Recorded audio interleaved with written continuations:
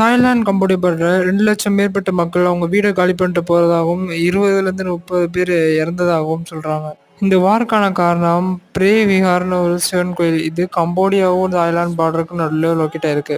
இது அவங்க சுதந்திரம் கிடைச்சதுலேருந்தே இந்த பிரச்சனை இருக்குன்னு சொல்றாங்க.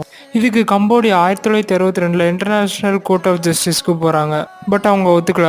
அவங்க கம்போடியாவுக்கு தான் இந்த கோயில் சொந்தம்னு சொல்லிட்டாங்க. இந்த கோயிலோட நிலப்பரப்பு 4.6 ஸ்கொயர் கிலோமீட்டர். இந்த கோயிலுக்கு போகணும்னாலே நம்ம தாய்லாந்துக்குள்ள போய் தான் இந்த கோயில் மலை மேலே ஏற முடியும். ஏன்னா இந்த கோயில் இருக்கிற மலை பார்டரில் லொக்கேட் ஆயிருக்கு.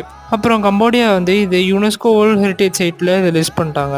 அதுலேருந்து கம்போடியா ஏறுற வழியை அடைச்சிட்டாங்க. தாய்லாந்து வழியாக இருக்கிற ஏறுற வழியாக ஒரு வேலியை போட்டு அடைச்சிட்டாங்க. அதுக்கு பதிலாக இன்னொரு வெளியே உருவாக்கிட்டாங்க. தாய்லாண்டால் ஒத்துக்கவே முடியல. ஏன்னா அது அவங்க வம்சாவளியில் வந்த டெம்பிள்னு சொல்கிறாங்க. கம்போடியா வச்ச மெயினில் ஒரு பார்டர் செக்யூரிட்டி ஃபோர்ஸ் ஒருத்தர் மிச்சர். ஆனால் அந்த மெயின் 50 வருஷம் பழசம் இதனால வார